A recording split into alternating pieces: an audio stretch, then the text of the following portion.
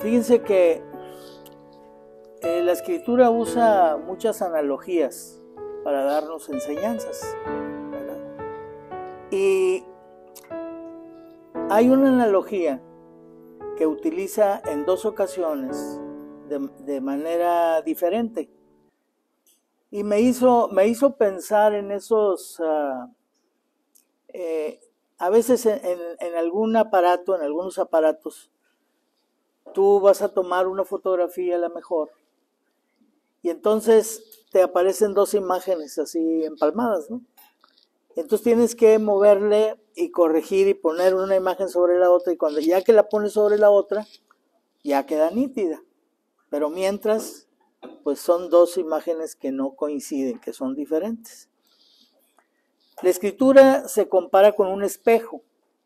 Y en Santiago 1, 22 y 23 dice: porque si alguno es oidor de la palabra, pero no hacedor de ella, este es semejante al hombre que considera en un espejo su rostro natural, porque él se considera a sí mismo y luego se va y se olvida cómo era.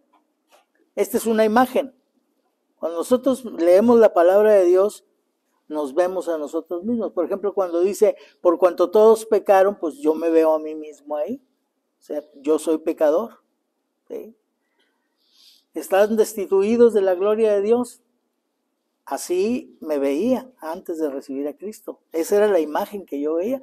Pero ahora como cristiano puedo ver otras imágenes. Por ejemplo, ahorita que estamos con lo de los salmos, si de pronto yo leo que David dice: ¿por qué te angustias dentro de mí, alma mía? Y a lo mejor yo me veo ahí reflejado y digo, pues yo estoy angustiado. Y David se pregunta a sí mismo, ¿por qué te angustias? ¿Cuál es la razón? ¿Cuál es la razón para que nosotros como cristianos de pronto estemos angustiados? Porque aquí hemos oído cosas muy bonitas. Llévame a la roca que es más alta que yo. ¿Sí? Tú eres mi roca, tú eres mi fortaleza. ¿Y dónde están todos esos conceptos cuando nos angustiamos? ¿Sí? Entonces, esa imagen que estás viendo ahí en ese momento, si tú la comparas contigo mismo, te vas a dar cuenta que David presenta una imagen y tú quedas perfectamente bien en ella. ¿Sí? Es la porción donde dice que cada uno considera su rostro en un espejo, su rostro natural.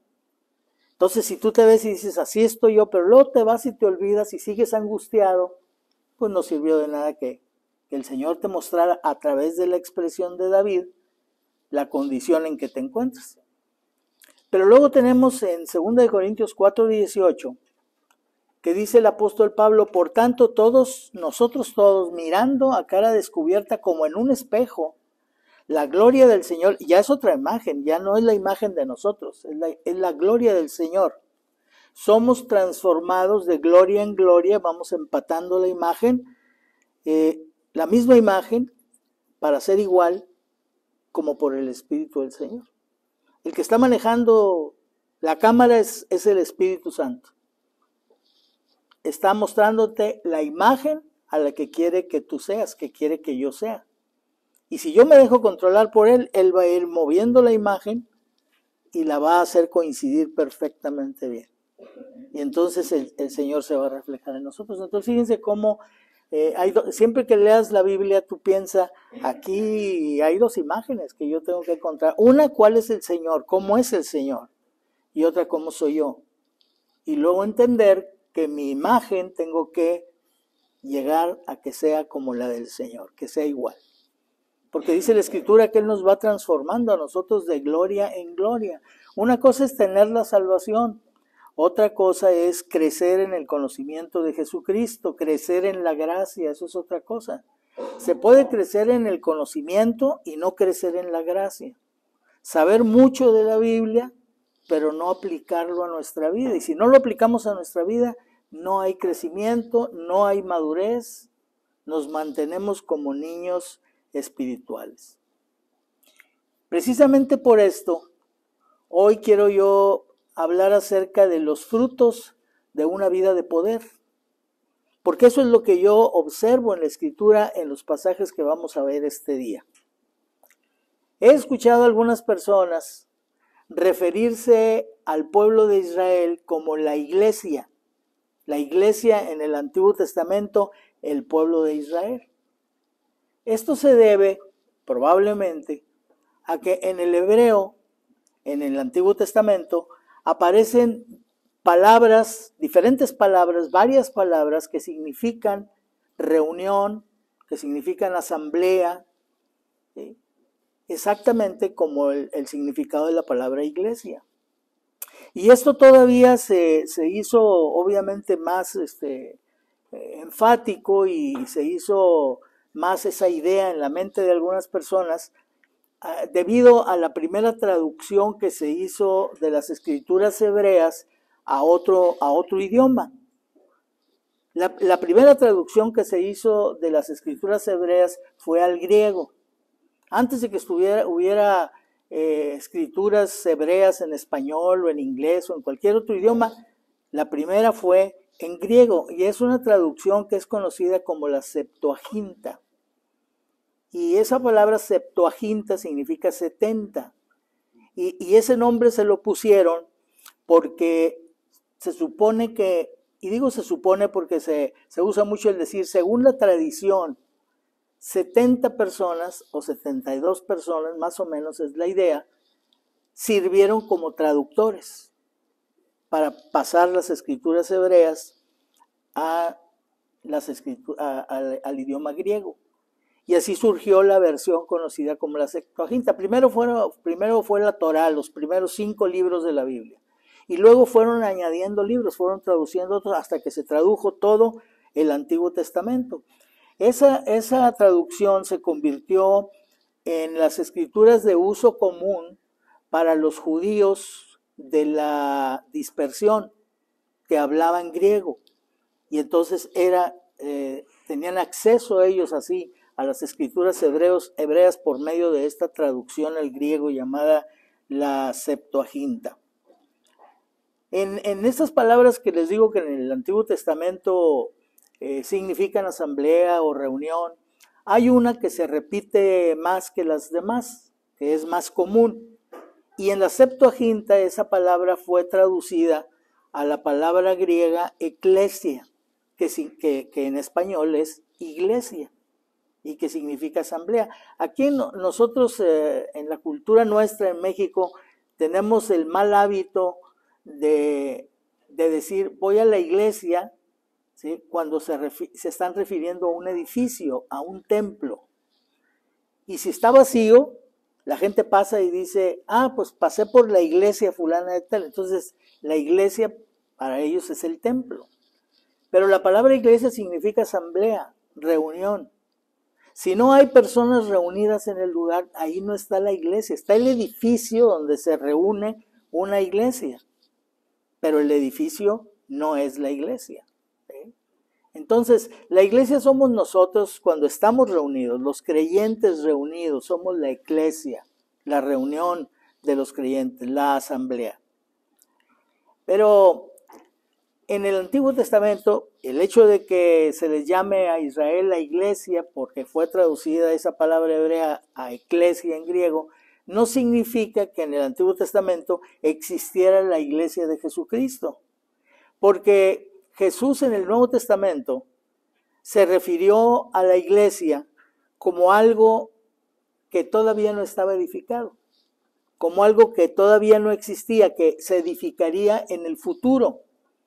Dice en Mateo capítulo 16, versículos 15 al 18, que por cierto es muy importante este pasaje, lo conocemos, dice, Él les dijo, ¿y vosotros? Porque les había preguntado, ¿quién dicen los hombres que soy yo? Y ellos empezaron a mencionar, pues unos dicen que eres Elías, el profeta que resucitó, y otros dicen esto. ¿Y ustedes? ¿Ustedes quién dicen que soy yo? Dijo Jesús. Enfatizando que es muy importante tener una opinión personal. Sí podemos saber todo lo que los demás dicen, pero ¿qué dices tú? ¿Qué digo yo? ¿Cuál es mi concepto acerca de Jesucristo? Y entonces Simón Pedro, que algunos lo quieren poner como el líder de los apóstoles, Pedro no era el líder de los apóstoles. Podemos buscar por todo el Nuevo Testamento y no encontramos ninguna parte donde él haya sido nombrado el jefe o el líder. No, de 12 personas, él era uno, un tanto atrabancado, de esos que a lo mejor que primero, que son automáticos, ¿no? A lo mejor Pedro era un poco automático, decía una persona, de esos que abren la boca, meten la pata, abren la boca, meten la pata, o sea, son automáticos, ¿verdad? Bueno, pues Pedro cometía errores porque hablaba muy rápido. Lo primero que se le veía a la mente lo decía, tenía iniciativa, eso sí, pero no, nadie lo puso a él como líder. No era un líder de puesto con una autoridad especial sobre los demás apóstoles. Era un creyente como cualquier otro al cual Dios utilizó poderosamente. ¿Ustedes quién dicen entonces que soy yo? Y entonces Pedro saltó inmediatamente, tú eres el Cristo, el Hijo del Dios viviente. Qué bueno que aquí no metió la pata, él dijo muy bien lo que tenía que decir. Y entonces Jesús le respondió, bienaventurado eres, Simón, hijo de Jonás, porque no te lo reveló carne ni sangre, sino mi Padre que está en los cielos. Porque ese concepto, esa convicción, no viene por la enseñanza de una persona. Una persona te lo puede decir, pero para que tú lo digas tiene que ser tu convicción. Y esa convicción viene del corazón y solamente Dios puede ponerla ahí. Entonces le dijo, eso Dios te lo reveló. Eso que tú estás diciendo, porque de la abundancia del corazón habla la boca. Eso que tú estás diciendo lo puso Dios en tu corazón. Y yo también te digo, tú ya dijiste quién soy yo, ¿verdad?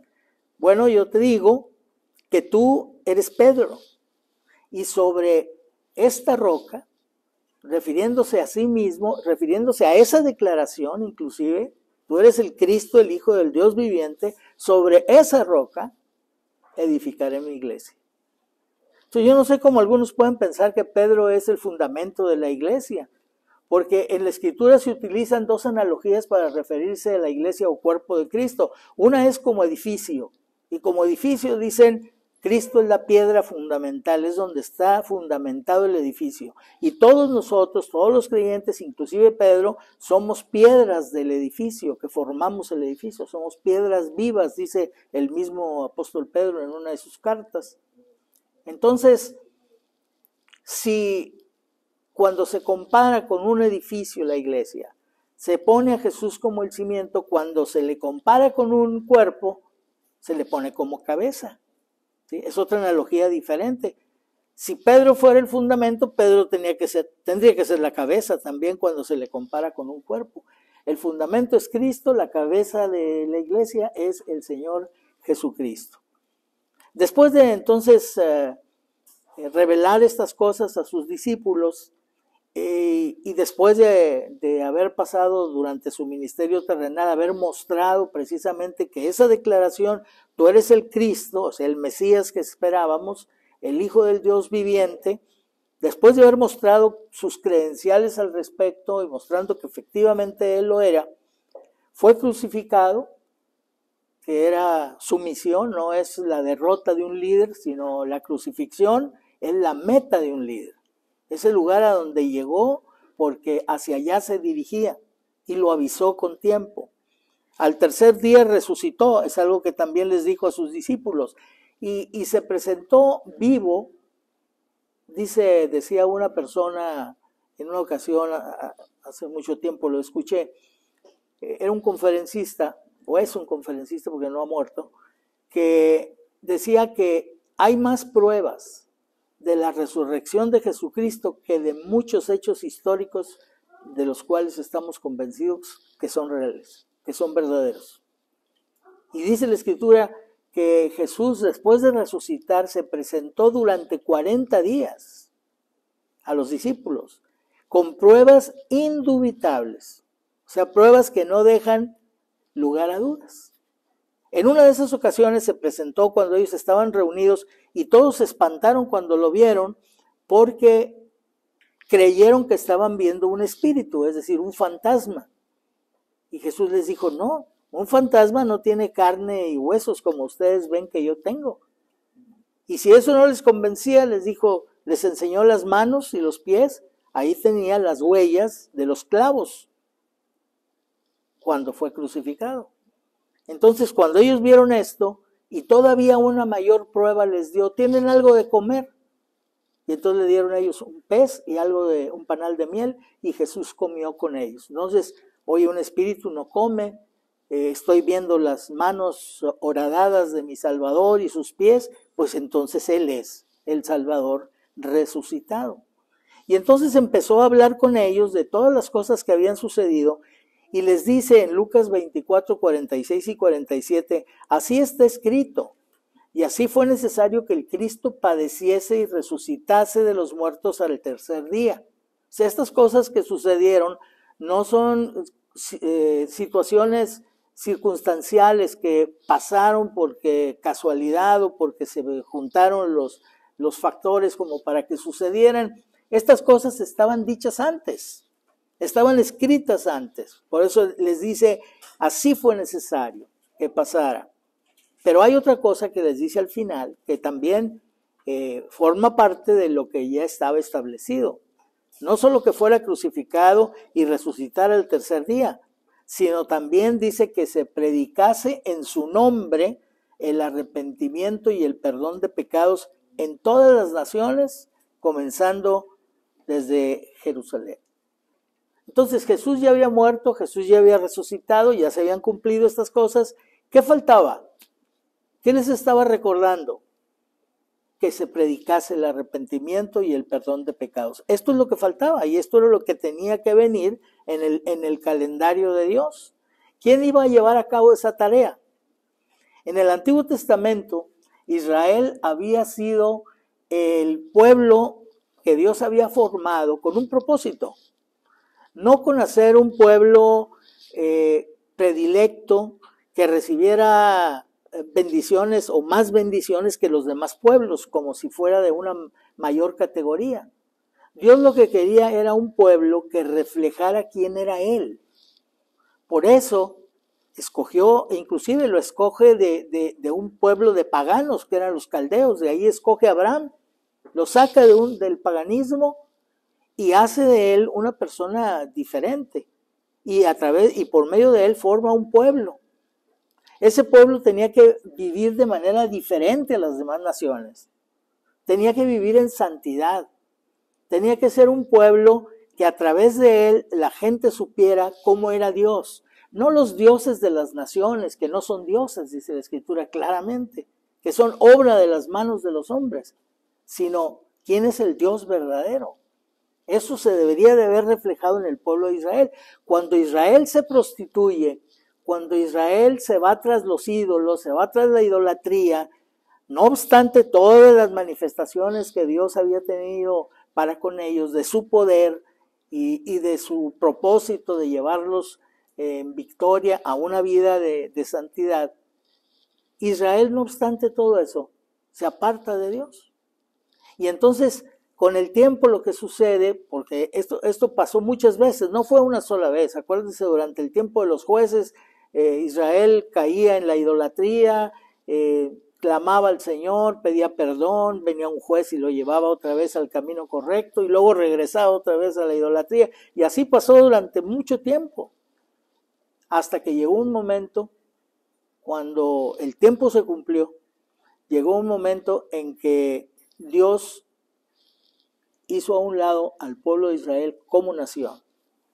O sea, ahorita Dios no está tratando con Israel como nación. Dios trata con Israel igual como trata con nosotros, con las demás naciones del mundo, como individuos. Dios suspende sus tratos con Israel como nación y entonces pone sus tratos en un lado, en receso, pone sus tratos con Israel como nación en receso, porque esto va a regresar a ser durante los días de la tribulación. Cuando venga el anticristo, cuando Israel se vaya tras el anticristo recibiéndolo como su Mesías, y luego el anticristo les traicione y quebrante el pacto que hace con ellos, y ellos empiecen a ser perseguidos, entonces se van a volver a Cristo. Todo Israel será salvo. Y entonces Dios volverá a tratar con ellos como nación, ¿sí? Protegiéndolos y guardándolos hasta llegar al reino milenial. Entonces, esto va a suceder, pero hoy Dios ha hecho su trato con Israel ha sido puesto en receso. Pero sigue tratando con ellos, les digo, como con los demás a nivel personal. Pablo lo menciona en Romanos 11:1. Digo pues, ¿ha desechado Dios a su pueblo? O sea, ya Israel no sirve y ya no lo quiero volver a ver. No.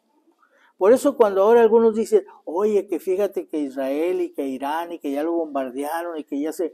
O sea, Israel no va a desaparecer. No va a desaparecer simplemente porque hay un lugar para él en los planes futuros de Dios. ¿Cómo se cumplirían lo que dice la Escritura si Israel desapareciera? Entonces no va a desaparecer. Debemos orar por la gente no solo de Israel, la gente de Palestina, la gente de Irán, porque son seres humanos por los cuales también Cristo murió. ¿O Dios no los ama a ellos?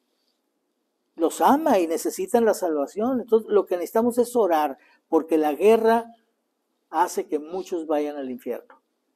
Muchos que no tienen a Cristo.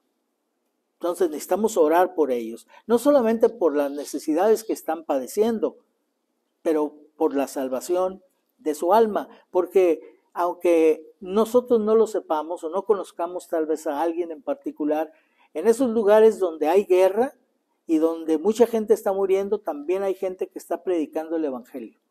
También hay gente que está exponiendo su vida para que esa gente reciba el conocimiento del Salvador. Porque dijo el Señor Jesucristo que lo que sigue es la predicación del arrepentimiento y del perdón de los pecados. Esa es la tarea de la iglesia. Dice entonces en Romanos 11:1, digo pues, ¿ha desechado Dios a su pueblo? En ninguna manera. Y la prueba, dice Pablo, es que yo también soy israelita, de la descendencia de Abraham y de la tribu de Benjamín.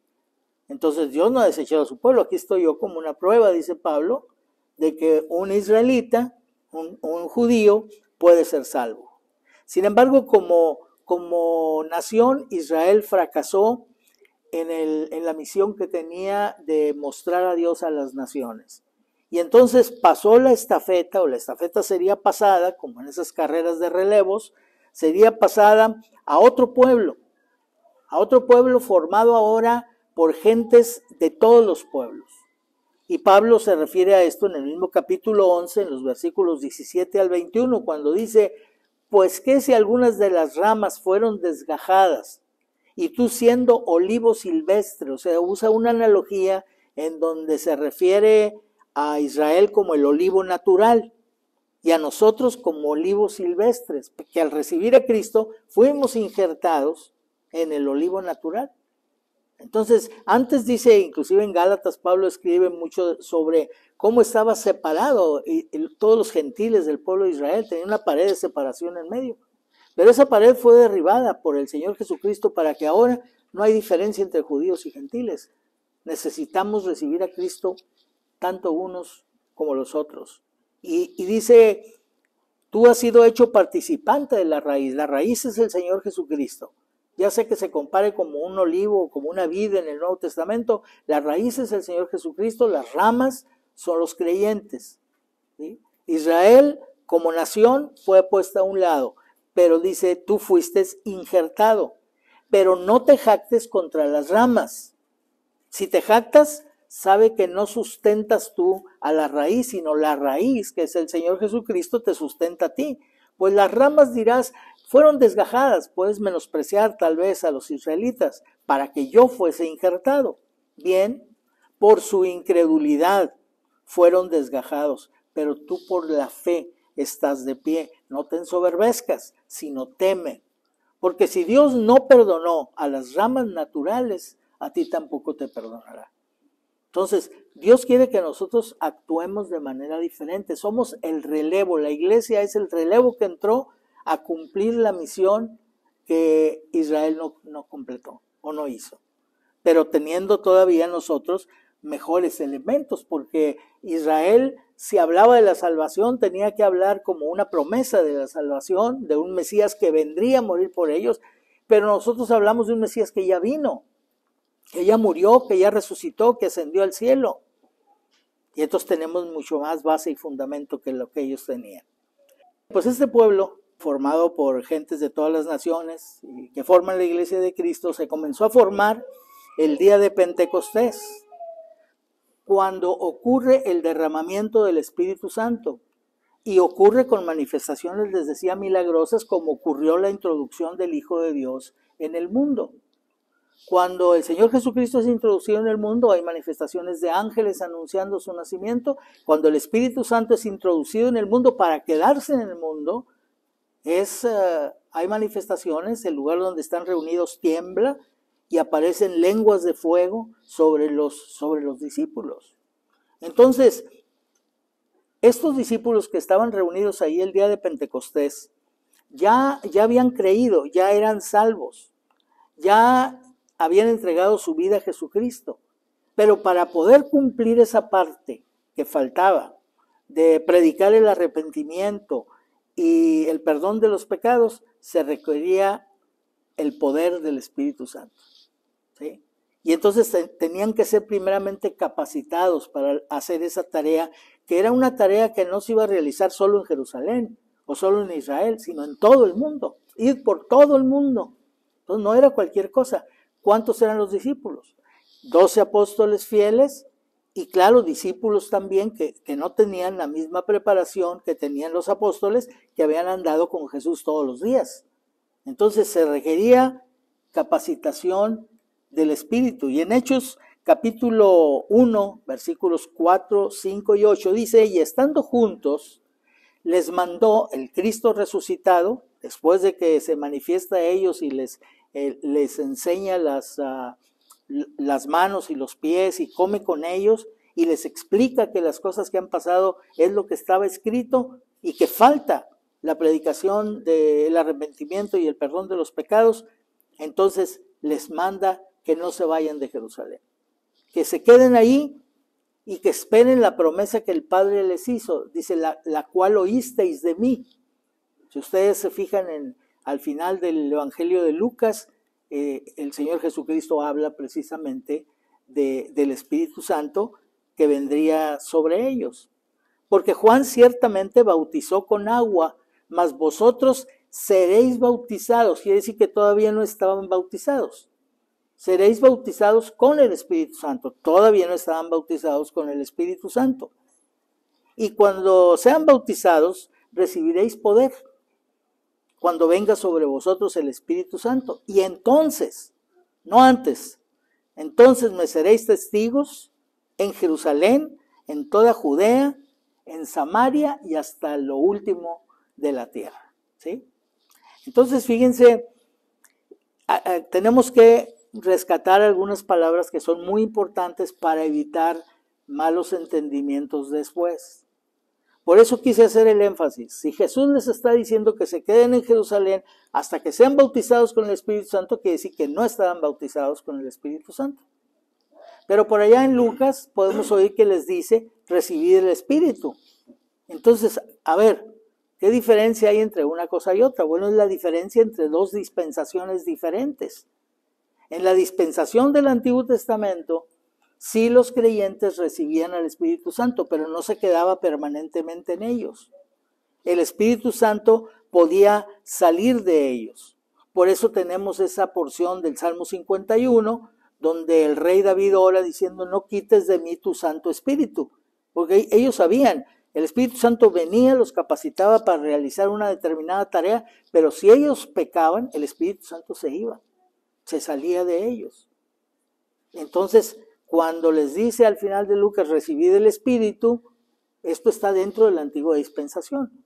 Lo recibieron como lo recibía David y como lo recibía cualquier creyente del Antiguo Testamento. Pero ahora, después de que Jesucristo ha resucitado y ascendido al cielo y se derrama el Espíritu Santo, entonces son bautizados con el Espíritu Santo. Y eso ya es otra cosa. Ya no solamente es la recepción del Espíritu Santo, la cual de ahí en adelante sería permanente, sino además no solo es la capacitación de darles el poder para predicar el Evangelio, sino es la inclusión en el cuerpo de Cristo. Entonces ahí se empieza a formar la iglesia. La iglesia no existía antes, se forma con esos primeros discípulos que fueron bautizados con el Espíritu Santo. Entonces una de las cosas que vemos que son muy importantes en esta naciente iglesia formada por este grupo de discípulos es la obediencia. Si no hay obediencia, no viene todo lo demás. La obediencia es muy importante, es una parte fundamental de la vida cristiana. Por eso cuando Jesús les dijo, no se vayan de Jerusalén, ellos no se fueron. Ya habían andado con el Señor Jesús casi 3 años y medio en su ministerio terrenal. Habían dejado sus trabajos, habían dejado sus familias, lo habían dejado todo. Y de pronto su líder es crucificado. Entonces podían haberse esparcido, podían haber dicho, no, pues ya se acabó todo, esto era una quimera que no se cumplió, entonces pues yo me regreso a mi casa, yo me regreso a mi trabajo, no, obedecieron al Señor Jesús, se quedaron ahí juntos para ser investidos de poder, dice Hechos 2:1-8, cuando llegó el día de Pentecostés, estaban todos unánimes juntos. Y fíjense que hay 2 palabras que son muy importantes. Una cosa es estar juntos y otra estar unánimes. Podemos estar juntos y todos separados mentalmente y en el corazón, pensando unos una cosa y otras otra. Por eso cuando venimos a la reunión, si todos venimos preparados, vamos a estar aquí unánimes, en un mismo sentir. Si tu mente está en otra parte, si estás pensando en el negocio, si estás pensando en la comida de más tarde, si estás pensando en cualquier otra cosa, estás perdiendo esa unanimidad que debemos tener. Nos reunimos aquí para escuchar la palabra de Dios, para glorificar al Señor, para oír los testimonios, para ser mutuamente edificados, y ese debe ser el propósito de cada uno. Y si todos tenemos ese propósito, no solamente vamos a estar juntos, vamos a estar unidos aquí. ¿Sí? ¿Qué nos une? Un mismo sentir, un mismo deseo, una misma obediencia al Señor. Y de repente, porque esas cosas suceden cuando el pueblo de Dios está unido, está unánime, es cuando las bendiciones, ahí se derraman las bendiciones, dice el Salmo, ¿no? Cuando están los hermanos juntos en armonía, ahí envía Dios bendición, ¿no? Entonces es importante que consideremos estas cosas. Cuando Oscar estaba diciendo hoy, pues al ver nosotros, imagínense, platicando ayer con Oscar, decía, invité más de 70 personas. Y el sábado pasado, el antepasado, que era cuando iba a hacer el desayuno, dijimos, oye, ¿cuántos invitados tenemos? Dijo él, yo tengo confirmados 8. César dijo, híjole, no me ha confirmado nadie. De 15 personas no me ha confirmado nadie. Bueno, ¿lo posponemos una semana? Sí, ok. A la semana, Oscar, pues los 8 están ahí firmes. Y César, híjole, pues ya me confirmaron 2. Bueno, y a la hora de la hora nada más 2 se presentaron. Y claro, 3 fueron muy atentos y le llamaron temprano y dijeron, fíjate que compré una yunta de bueyes y pues la tengo que ir a checar, ¿no? Y fíjate que compré un terreno y entonces fueron, como que de pronto nos acordamos de esa parábola que contó el Señor Jesucristo. Pero estuvimos con 2 personas muy atentos, tuvimos la oportunidad de platicar muy de cerca y vimos cómo el Señor trató con ellos al grado de que al presentarles al final, decirles ahora sí, como se dice ahora muy coloquialmente, ahora la pelota está en su cancha. Entonces uno de ellos dijo, pues ahora sí que nos dejó ya, ¿verdad? Ya nos puso aquí en un predicado. Pues es que la decisión ya es de ustedes, ya una vez que se presente el Evangelio, los que tienen que decidir son los que escuchan.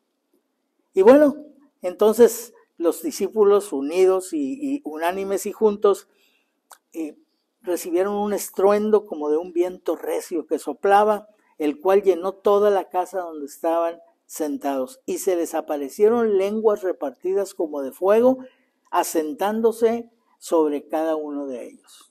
¿Sí? Como de fuego, ¿eh? ¿Cómo? Es una comparación, porque pues, si hubiera sido fuego los deja quemados, ¿no?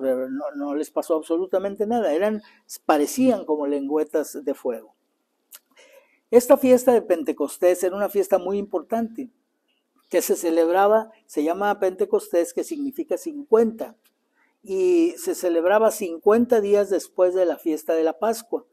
Y lo que se celebraba en ella era el fin de la cosecha de los granos en Israel y el inicio de las ofrendas. O sea, se terminaba la cosecha y entonces empezaban a llevar sus ofrendas al templo los israelitas. Después incluyeron que en ese mismo día se celebrara la entrega de la ley que Dios les hizo por medio de Moisés en el monte Sinaí, y entonces adquirió otro significado diferente. Tenía un significado meramente agrícola, luego tuvo un significado religioso. Pero fíjense, me llama mucho la atención que fuera el derramamiento del Espíritu Santo el día de Pentecostés, o sea que es llamada también la fiesta de las semanas o la fiesta de la cosecha, porque después de derramarse el Espíritu Santo vino una cosecha espiritual, una cosecha de almas, o sea, que ad hoc, ¿verdad? Con la fiesta donde el Espíritu Santo se derramó. Lo que pasa es que por esos días precisamente llegaban a Jerusalén judíos piadosos, dice la Escritura, es decir, judíos devotos que amaban al Señor, que habían sido exilados y vivían en otros países. Y algunos de ellos ya habían nacido allá, de tal manera que hablaban los idiomas de aquellos países, pero venían a Israel para celebrar en su pueblo estas fiestas nacionales.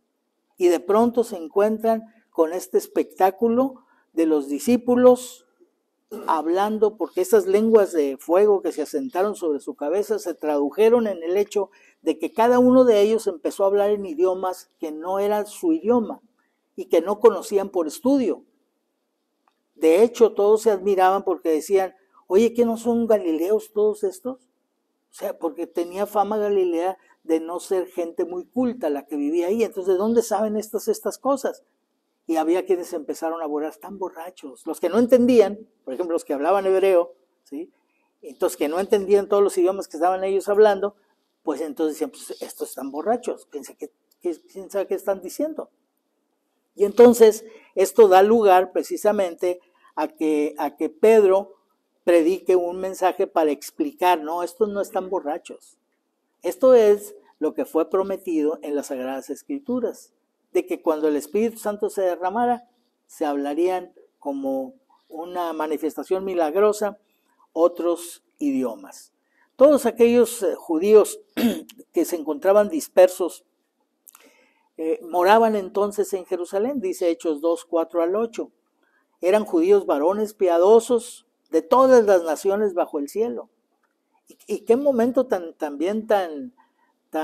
adecuado para que se derramara el Espíritu Santo y predicaran el Evangelio, porque todos estos fueron como misioneros que cuando se regresaron a sus países ya llevaban el conocimiento del Evangelio. O sea, no tenían un gran conocimiento de las Escrituras, no tenían un gran crecimiento espiritual, pero eran salvos. 3,000 personas ese día se bautizaron y se entregaron a Cristo, aceptaron el mensaje del arrepentimiento y el perdón, y regresaron a sus países después de terminar la celebración de las fiestas y fueron como misioneros. O sea, fue una expansión del Evangelio muy rápida, porque esto fue algo milagroso. Porque en esos días se necesitaban dones milagrosos para acelerar el extendimiento del Evangelio. Hoy no es necesario esto. Hoy hay hasta tecnologías hechas por el hombre que permiten que el Evangelio se predique en todo el mundo por una persona que está en un lugar estacionado. Pero en ese tiempo las manifestaciones milagrosas eran muy importantes. Una, porque en primer lugar eran la prueba de que aquello era de Dios. Porque dentro no solamente se manifestó el hecho de que hablaran en otros idiomas sin haberlos estudiado, sino también recibieron dones de sanidad. Sanaban a las personas solo poniendo su mano sobre ellos. En algunos casos, como el caso del apóstol Pedro, llevaban a las personas para que cuando él fuera pasando, cuando menos la sombra de él les tocara a los enfermos. Eso no existe hoy. Algunas personas dicen, no, Dios sigue sanando. Claro que Dios sigue sanando, pero ya no hay un don de sanidad residente en una persona. Dios sana como respuesta a la oración. Y tenemos instrucciones muy específicas. ¿Está alguno enfermo? Llame a los ancianos de la iglesia, únjanle con aceite, oren por él, ¿sí? Y él puede ser sanado si esa es la voluntad de Dios. Seguimos la instrucción de Dios. Pero nadie tiene el don de la sanidad como lo tenía en ese tiempo el apóstol Pedro, el apóstol Pablo y sin duda muchos otros más. Cuando esto sucedió, cuando este derramamiento del Espíritu Santo vino y ellos hablaron otros idiomas de manera milagrosa, dice que la multitud estaban confusos. ¿Qué los confundía? Pues los confundía saber que ellos eran hebreos, que hablaban hebreo, pero ellos estaban oyéndolos hablar en su idioma. El que hablaba inglés los oía en inglés, el que hablaba francés los oía en francés, etcétera, ¿no? ¿Qué idiomas hablaban? Pues ahí se mencionan en muchos lugares de donde ellos venían, el Ponto, Galacia, de diferentes lugares, Frigia, Panfilia, etcétera, ¿no? Entonces, dice que estaban confusos porque cada uno les oía hablar en su propia lengua y estaban atónitos y maravillados diciendo, pues no son galileos todos estos que hablan, ¿sí? Si son unos ignorantes, ¿cómo les oímos nosotros hablar cada uno en nuestra lengua? Y entonces se maravillaban. Pedro entonces aprovecha y predica su primer discurso, su primer sermón. Qué maravilloso, imagínate, te paras ante una multitud y 3,000 personas se entregan a Cristo. Y 3,000 personas, o sea, no solamente hicieron una profesión de fe, porque levantar la mano y decir, sí, yo recibo a Cristo, pues es muy sencillo. Pero en aquel tiempo, bautizarse era casi firmar tu sentencia de muerte, porque todos te veían cuando te bautizabas, porque te bautizabas en un lugar público, en un río, ¿sí? Y ahí te veían, entonces estos son cristianos, y como empezó la persecución de los creyentes, pues entonces el que se bautizaba, pues casi estaba firmando su sentencia de muerte, decían, este es uno de los que ya se convirtió, pues hay que ir por él. 3,000 personas son bautizados en ese momento, quiere decir que tienen una convicción muy clara, quiere decir que tienen una conversión verdadera y no nada más una profesión de fe. Por eso a veces cuando decimos, y le hablé a esta persona y recibió a Cristo, bueno, hizo una profesión de fe. Vamos a ver después si realmente recibió a Cristo. ¿Cómo lo sabemos? Por sus frutos. Por sus frutos los conoceréis. Entonces, aquí vemos el fruto. En un momento difícil, 3,000 personas no tienen ningún inconveniente en identificarse públicamente como cristianos, permitiendo que se les bautice. ¿Cuál era la vida de estos primeros creyentes? ¿Cómo vivían ellos? Dice que perseveraban unánimes cada día en el templo. Uy, a nosotros se nos hace difícil venir un día a la semana al lugar de reunión, a nuestro pequeño templo que tenemos aquí, ¿no? A este lugar de reunión. Ellos cada día, imagínense, o sea, la vida espiritual de estos hombres estaba muy compenetrada con ellos. No era cuestión de cada 7 días o cada 4 días o en el estudio, no, perseveraban unánimes, además era un sentimiento general. Cada día en el templo, partiendo el pan en las casas, que por cierto esta frase partiendo el pan puede entenderse de 2 maneras. Una es celebrando la cena del Señor, porque se le llama el partimiento del pan, pero también es compartir los alimentos simplemente. Probablemente hacían las 2 cosas, a lo mejor no siempre tomaban la cena del Señor, pero comían juntos y en alguna de estas ocasiones decidían tomar la cena del Señor. Y dice, y alababan a Dios, teniendo favor con todo el pueblo. Estas otras 2 cosas muy importantes, alababan a Dios. La alabanza al Señor, luego nosotros la convertimos como algo propio de la reunión, ¿no? Como que los cantos que tenemos aquí. Pero es maravilloso cuando de pronto me pasaba a mí en ocasiones, cuando hace tiempo que grabábamos las predicaciones en cassette y luego los creyentes compraban el cassette. Y a veces me tocó estar haciendo línea para ir a Estados Unidos y de pronto ya mi voz en otra parte, y volteaba y era un carro allá donde traían el cassette de la predicación del domingo. O sea, la estaban escuchando. Hoy la puedes escuchar, la puedes ver en YouTube, ¿lo harás? No sé. Algún día, ¿para qué si ya lo oí yo en la mañana? ¿Sí? Pero si lo oyes otra vez despacito, a lo mejor, ay, no me fijé cuando dijo esto. Ah, se equivocó aquí. También. Y entonces ya tomas nota y luego ya te acercas conmigo y me dices con mucho cariño, ¿sí? Y me dices, se equivocó aquí. en esto del otro día. Y claro, yo se los agradezco, pues eso a todos nos pasa. No tengan miedo a acercarse al que predica o para decirle que se equivocó o para preguntarle, oye, ¿qué quisiste decir con esto? Porque no lo entendí. No sé a qué te referías. Acérquense, tengan esa libertad de hacerlo con los que predicamos al frente. Ellos alababan al Señor y tenían favor con todo el pueblo. O sea, el pueblo no los odiaba, el pueblo no los rechazaba, el pueblo los admiraba y tenía favor. ¿Qué quiere decir? Yo entiendo que si veían que tenían alguna necesidad, el pueblo mismo los apoyaba. A lo mejor les daba comida, a lo mejor, no sé, pero me pregunto, tú te desarrollas en medio de un ambiente que puede ser la escuela, la oficina, el vecindario. ¿Tienes el favor del pueblo que te rodea? ¿Tienes el favor de la gente? La gente te observa, te respeta, te trata con amabilidad por tu testimonio, de tal manera que tú pudieras decirle, hoy gracias a Dios, porque Dios me ha dado gracia y alrededor de mí, con todos los que yo trato, siempre encuentro que tienen favor hacia mí. Porque ese es un resultado de la vida de estos creyentes, ¿eh? No es que así era, no es que los israelitas así eran, no. Es el resultado de creyentes entregados que su vida impacta la vida de los demás. Por eso son esos resultados que a nosotros nos están faltando. O sea, yo me miro ahí, miro una imagen y la mía es otra.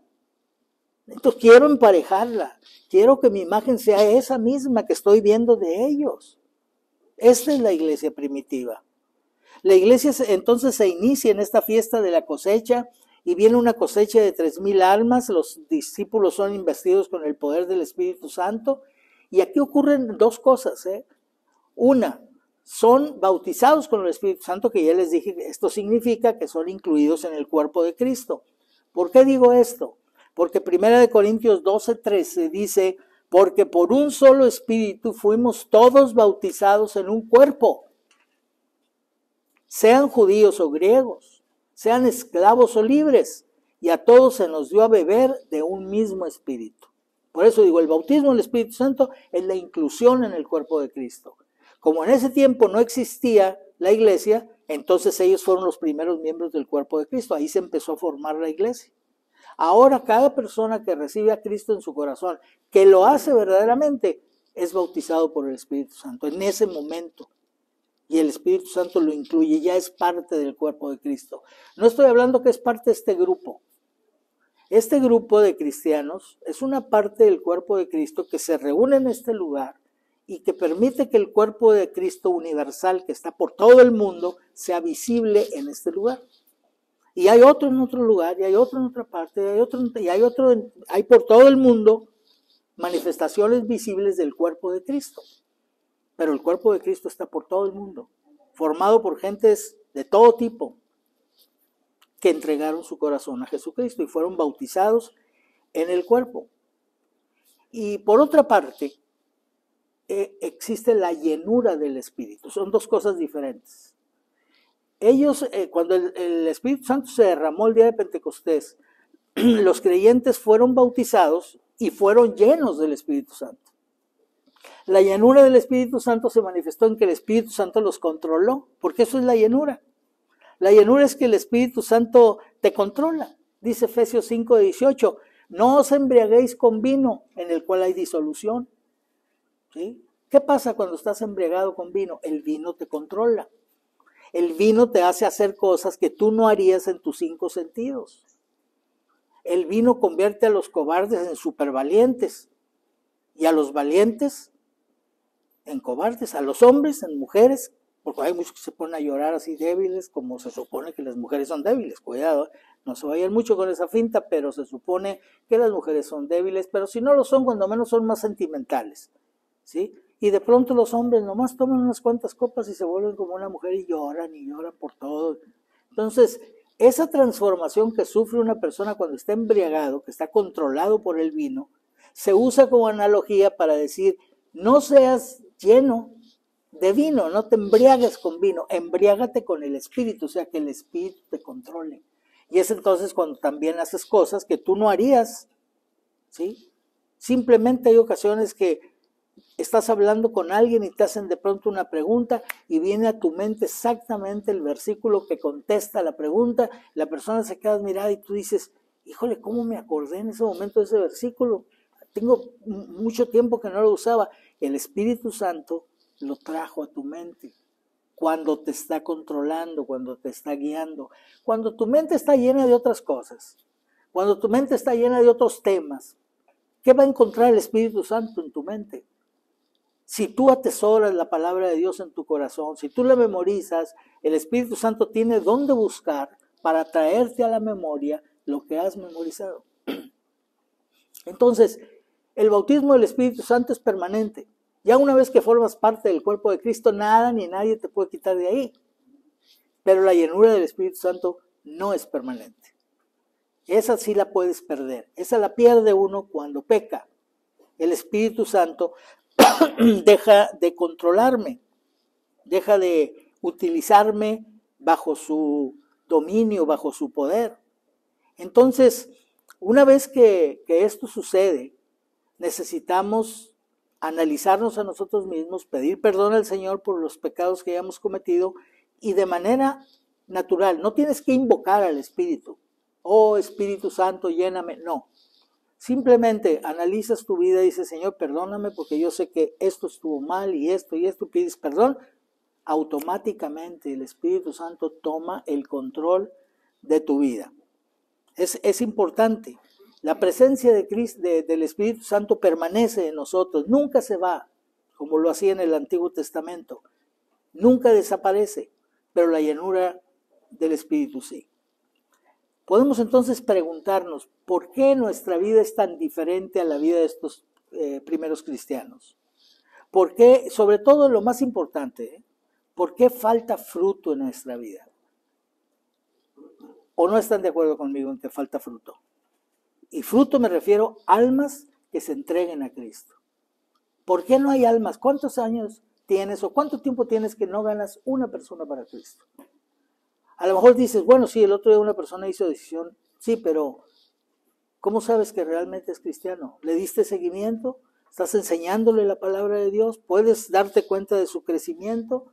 ¿Estás haciendo de él un discípulo? Porque el llamado es ir por todo el mundo y hacer discípulos a todas las naciones. No nada más que reciban a Cristo, que crezcan. ¿Para qué? Pues para que ellos sean los que vayan a tomar la estafeta después. Si todos nosotros nos vamos haciendo viejos y no vienen jóvenes, pues nos vamos a morir y se acabó el grupo, ¿no? ¿Cómo puede permanecer este grupo? Con los jóvenes. Los jóvenes que ganen jóvenes, los jóvenes que nada más vaya pasando el tiempo y se hagan viejos, no, esos no. Los jóvenes que sigan al Señor, que ganen a otros jóvenes. Los jóvenes deben ganar jóvenes. Las señoritas deben ganar a otras señoritas. Y así, creciendo los jóvenes de nuestro grupo, los viejos iremos desapareciendo y los jóvenes tomarán la estafeta y el grupo seguirá adelante predicando el Evangelio. Nos falta fruto. Hoy el Espíritu Santo no se retira del creyente, pero sí se vuelve inefectivo y deja de controlarnos cuando hacemos, por ejemplo, lo que a Dios le desagrada. Eso nos dice la palabra de Dios, es entristecer al Espíritu. Efesios 4, 25 al 31 dice, por lo cual desechando la mentira, que aquí hay algo que el Espíritu Santo está señalando. Cuidado con las mentiras. Olvídense ya de aquel concepto de mentiras piadosas, mentiras comerciales, mentiras con diferente etiqueta. La mentira es mentira. Punto. Nosotros tenemos que desechar la mentira. Pero no solo la mentira. Dice también, airaos pero no pequéis. O sea, puedo airarme, puedo enojarme, pero no cometer pecado por estar enojado, sí, si no se pone el sol sobre tu enojo. Quiere decir, si mi enojo permanece durante el día y pasa el siguiente día, ya debo de entender que estoy teniendo un problema con la carne. El enojo, ¿por qué viene? Viene porque me cuido a mí mismo, porque creo que los demás me deben tratar mejor, porque creo que no recibo lo que merezco. Es un enojo egoísta. me enojo por lo que otros hacen a otros, eso es normal, eso es correcto, inclusive no puedo estar de acuerdo con la injusticia. El Señor Jesús se enojó, ¿por qué? ¿Por algo que le hicieron a Él? No. Él echó a los mercaderes del templo, dijo, porque ustedes están convirtiendo la casa de mi Padre, que es casa de oración, en casa de mercado. Ellos estaban ofendiendo a Dios y Jesús se molestó y se enojó con ellos por causa de Dios, no por Él. A Jesús lo coronaron de espinas, lo abofetearon, lo golpearon, lo crucificaron. ¿Se defendió? ¿Hizo algún intento de mostrar enojo por lo que estaba pasando? No lo hizo. La única vez que vemos una manifestación de enojo de Jesús es esa en el templo. Y no estaba enojado por Él, sino por el Señor, por su Padre, por lo que estaban haciendo a su Padre. ¿Es correcto que te enojes cuando tú oyes que una persona maldice? Cuando una persona ofende a Dios. ¿Es correcto que o te ríes y dices, bueno, pues yo no estoy de acuerdo, pero bueno, pues así piensa él? No, ¿verdad? O sea, yo creo que eso es una cosa importante, que nosotros entendamos que sí es lícito enojarse, pero aunque yo me enoje por algo que se le hace a otro, el enojo no debe permanecer en mí. O sea, lo manifiesto porque es una condenación a lo que se está haciendo, pero yo no me mantengo enojado porque si no perdería mi paz. No se ponga el sol sobre vuestro enojo, ni deis lugar al diablo. El que hurtaba, no hurte más. Ninguna palabra corrompida salga de vuestra boca. Si tú haces todo esto que el Espíritu Santo dice, no mientas, no hables malas palabras, no te enojes y que permanezca el enojo en ti. Si tú haces todo esto que Él dice que no, entristeces al Espíritu Santo. No contristéis el Espíritu Santo de Dios, con el cual fuisteis sellados para el día de la redención. Fuisteis sellados para el día de la redención. ¿Sabes qué significa eso? Que cuando el Señor Jesús murió en la cruz del Calvario te compró. Y cuando tú le entregaste tu corazón y aceptaste que Él te había comprado con su sangre, entonces Él te selló como de su propiedad, con el Espíritu Santo. Así que cuando muramos y lleguemos con Él, Él verá el sello que Él nos puso y sabrá, este es de mi propiedad, este es mío, este se entregó a mí. Fuisteis sellados con el Espíritu Santo. Quítense de vosotros toda amargura, enojo, ira, gritería, maledicencia y toda malicia. Estas cosas entristecen el Espíritu, pero hay otro pecado que podemos cometer contra el Espíritu Santo. Uno es entristecerlo, cuando hacemos lo que Él nos dice que no hagamos. Pero otra cosa es cuando Él nos dice que hagamos algo. ¿Qué pasa cuando tú a una persona le pides algo, le dices que haga algo y no lo hace? ¿Te dan ganas de volverle a pedir algo? No, dices, no es confiable. Yo creí que lo iba a hacer, confié en Él y resultó que no lo hizo y yo pagué las consecuencias. Entonces a Él no le pido porque sé que me va a decir que sí, pero no lo va a hacer. Cuando el Espíritu Santo te dice que hagas algo y no lo haces, el Espíritu Santo se retira en tu corazón, ahí está, pero no te controla, se apaga, como cuando bajas la llama de la estufa, ya no tiene la misma intensidad, el mismo calor que antes, no puede lograr las mismas cosas que lograba cuando estaba totalmente encendida. Dice en 1 Timoteo 5:16, dice, estad siempre gozosos. Esto es algo que quiere el Espíritu Santo. Orad sin cesar, es otra cosa que quiere. Dad gracias en todo, porque esta es la voluntad de Dios, por eso sabemos que es algo que Él quiere, para con vosotros en Cristo Jesús. No apaguéis el Espíritu. Si todo esto que el Espíritu Santo que quiere que hagamos no lo hacemos, entonces apagamos el Espíritu. Y entonces va a llegar un momento en que Él no nos va a pedir nada. No somos obedientes, no lo queremos hacer. Entonces ya tendrá que tratar Dios con nosotros de otra manera. Es evidente que los creyentes de la naciente iglesia cristiana fueron muy efectivos en la tarea de ganar las almas para Cristo. Estaban llenos del poder del Espíritu Santo, ese era el secreto. Esto les permitió realizar milagros que les abrían la puerta para la predicación del evangelio, como ocurrió a Pedro y a Juan cuando llegaron, fíjense, al templo a la hora de la oración. ¿Cuándo había oración en Israel? ¿Que los miércoles? ¿O cuándo? ¿Los jueves? No, todos los días había una hora de oración en el templo, una hora para orar en el templo. Y ellos llegaron a la hora de la oración, o sea, era una práctica para ellos cotidiana. Subían juntos y ahí se encontraron a un hombre cojo de nacimiento que ni siquiera iba por, bueno, no podía ir por sí mismo, el pobre hombre lo llevaban ahí, lo ponían, para que pidiera limosna, porque finalmente cuando la gente llega al templo se vuelve un poquito más piadosa, ¿no? Sí, entonces ya va al templo con las manos así, entonces, hoy una limonita, pues ya, híjole, pues bueno, me van a ver que si no le doy, van a decir, uy, mira, ¿no? Entonces, pues era un buen lugar para pedir limosna. Pero cuando vio a Pedro y a Juan, se les quedó mirando. Yo no sé si les hizo así, porque dice como esperando recibir de ellos algo, pues yo me imagino que alguna actitud tenía, que Pedro y Juan le entendieron, porque le dijeron, pues mira, no tengo ni oro ni plata, pero lo que tengo te doy, en el nombre de Jesús de Nazaret, levántate y anda. No, hombre, pues imagínate, recibió lo que no esperaba y al momento le fueron afirmados los pies y entró al templo saltando y alabando a Dios. Tenía 40 años en esa situación, pues cómo no iba a estar alegre. Pero además me llama también la atención, y debemos de tomarlo en cuenta, que no pasó por un proceso de terapia, ¿no? ¿Te imaginas? Pensamos que 40 años así, pues se hubiera levantado así como que, espérame, pues agárrame, ¿qué es esto de pararse? Yo no sabía. No, firmes los tobillos, saltando y todo. Así es la salvación. La salvación no es progresiva. No es que recibo a Cristo y voy a ir siendo salvo poquito a poco. No, la salvación es en un instante, se te afirman los pies y los tobillos y ya estás sano. Así es la salvación.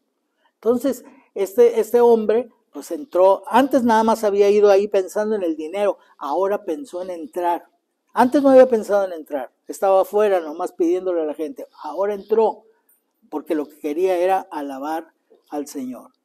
Este milagro dio lugar al discurso, a otro discurso de Pedro, a la multitud que se formó, porque empezaron todos a asombrarse. Oye, este es el hombre que tiene 40 años, y mira nada más hasta ahora, ¿cómo está eso? Y no, pues estos hombres han de ser poderosos, vendrán de otro planeta, tendrán, harán prodigios. Y entonces Pedro dijo, a ver, vio la necesidad primero de aclarar, esto que se hizo fue por el poder de Dios, no por nosotros. No nos miren a nosotros como si nosotros hubiéramos hecho algo. Esto es algo que Dios hizo. Le dio toda la gloria a Dios. Y luego les explicó el evangelio. Y cuando estaba metido con ellos explicándoles el evangelio, entonces vinieron, dice Hechos 4:1, sobre ellos los sacerdotes con el jefe de la guardia del templo y los saduceos, y se los llevaron presos. Y metieron a Pedro y a Juan a la cárcel. No terminó, o sea, no cerró la reunión, no dijo, bueno, ya terminamos la reunión, ahora. No dieron oportunidad de nada. Pero ¿qué fue lo que pasó? Dice Hechos capítulo 4, versículo 4, pero muchos de los que habían oído la palabra creyeron, y el número de varones era como de 5,000. Oye, 3,000 allá y 5,000 a los pocos días, pues vaya que tenían éxito, ¿eh? Y nosotros no lo tenemos. Entonces, no estamos esperando, ni el Señor nos dice que tenemos que repetir estas cifras. Simplemente el hecho en sí de impactar a la gente. ¿Qué tanto les impacta el mensaje que les damos? ¿Por qué no les impacta? ¿Qué pasa con...? Yo no puedo entender más que es que puede ser claro el mensaje, pero hay falta de poder en nuestra vida. Hay falta del poder del Espíritu Santo, que es el que contrista, que es el que trae convicción de pecado a las personas. Los sacerdotes y el de la guardia y los saduceos se llevaron a Pedro y a Juan a la cárcel y los amenazaron. Dialogaban entre ellos y decían, oye, pues está en realidad, ¿qué podemos hacer con estos hombres? Porque sí hicieron un milagro, no podemos negar el milagro que hicieron, ahí está el testimonio, ahí está la prueba. Pero oye, si no los detenemos, van a llenar todo el país con el conocimiento de este Señor, de Jesús. Entonces, pues tenemos que detenerlo. Y entonces, llamándoles, les intimaron, dice Hechos 4, 18 al 20, les intimaron, los atemorizaron, los amenazaron, de que ninguna manera hablasen ni enseñasen en el nombre de Jesús. Mas Pedro y Juan respondieron diciéndoles, juzgad si es justo delante de Dios obedecer a los hombres antes que a Dios, a vosotros antes que a Dios. Pero lo más importante es la frase final, porque no podemos dejar de decir lo que hemos visto y oído. No podemos. Aquí nosotros le hemos cambiado por no queremos, pero ellos dijeron no podemos, o sea, aunque nos querramos callar, nos sale de adentro. Y así debe ser la vida cristiana. No se trata de que, ay, tengo que hablar de Cristo, híjole, sí, a ver, lo voy a hacer. No, es que, a ver, ¿cómo hablas cuando estás platicando de fútbol con los demás? ¿Cómo hablas, ¿Te obliga alguien a decir no? Y sí, cuidado si te dicen que tu equipo no sirve. Cuidado si te dicen, empiezas a defenderlo y a decir, no, pero esto, y te sale del corazón, y algunos hasta se pelean, ¿sí? A mí me gustan también los deportes, pero no le voy a ningún equipo. Me evito problemas, ¿sí? Entonces, es muy importante que tú te des cuenta qué hay dentro de ti. ¿Qué es para ti hablar del Señor? ¿Es una obligación? ¿Es una tarea que te cuesta trabajo y de vez en cuando logras hacerla? ¿O es algo que nace, algo que dices, es que no puedo dejar de decirlo? Oye, pero aquí no. ¿Y por qué no? Si esto es algo muy importante. Entonces, ellos dijeron claramente a las autoridades, no podemos dejar de decir. No dijo, no queremos, no nos pueden obligar porque somos ciudadanos y tenemos derechos. No podemos dejar de decir lo que hemos visto y oído. ¿Y qué hicieron ante este problema? ¿Qué haces tú cuando tienes problemas? Lo que ellos hicieron fue que una vez que los pusieron en libertad, fueron a buscar a los demás discípulos, se unieron con ellos, les platicaron toda la experiencia que habían tenido y entonces decidieron orar. No levantaron una demanda contra las autoridades. ¿Por qué nos detuvieron? Fue ilegal detenernos, no estábamos cometiendo ningún delito, no estábamos quebrantando ninguna ley. No. Oraron al Señor. Pidieron que les cayera un rayo. No, tampoco hicieron eso. Ellos pidieron que les diera valor para seguir predicando. O sea, reconocieron que había temor, ¿sí? Pero dijeron, Señor, no podemos callar, entonces pues danos el valor que necesitamos para hacerlo, pase lo que pase. Y en su oración mostraron su doctrina y mostraron su confianza. Habiendo oído, alzaron la voz, unánimes, alzaron la voz a Dios y dijeron, soberano Señor, nada de lo que ha ocurrido, Señor, te ha pasado a ti desapercibido. Si tú lo has permitido, tú tienes algún propósito, porque tú eres el que gobierna, tú eres el soberano, tú eres el Dios que hiciste el cielo y la tierra, el mar y todo lo que en ellos hay, que por boca de David, tu siervo, predijiste todo eso, diciendo por qué se amotinan las gentes y los pueblos piensan cosas vanas. Se reunieron los reyes de la tierra y los príncipes se juntaron en uno contra el Señor y contra su Cristo. Porque verdaderamente, dicen ellos, esto que dijiste a través de David se cumplió. Porque verdaderamente se unieron en esta ciudad contra el santo Hijo, contra tu santo Hijo Jesús, a quien ungiste, Herodes y Poncio Pilato, con los gentiles y el pueblo de Israel. Lo que tú dijiste que iba a pasar, así pasó, Señor, para hacer cuanto tu mano y tu consejo habían antes determinado que sucediera. Y ahora, Señor soberano, que controlas todas las cosas, mira las amenazas de estas personas y concédele a tus siervos que con todo denuedo, que significa valor, con todo valor, hablen tu palabra. Mientras confiamos, Señor, en que tú vas a actuar. Nosotros hablamos y tú vas a actuar. Mientras extiendes tu mano para que se hagan sanidades y señales y prodigios mediante el nombre de tu santo Hijo Jesús. Cuando hubieron orado, el lugar en que estaban congregados tembló y todos fueron, ¿qué? llenos del Espíritu Santo. ¿Qué no habían sido llenos en Pentecostés? Sí, pero la llenura se puede perder. Y obviamente ellos, una de las cosas que tenían era temor. Cuando tú tienes temor, el Espíritu Santo no te controla. Por eso ellos pidieron valor. Danos de nuevo para predicar tu palabra, Señor. Que el temor no nos detenga. Y entonces Dios contestó, llenándolos del Espíritu Santo. ¿Y qué pasó? Hablaban con valor la palabra de Dios. Entonces cuando yo me miro en ese espejo, veo que mi imagen y la que veo ahí de Cristo a través de estos creyentes no coincide. O sea, pero yo quiero que coincida.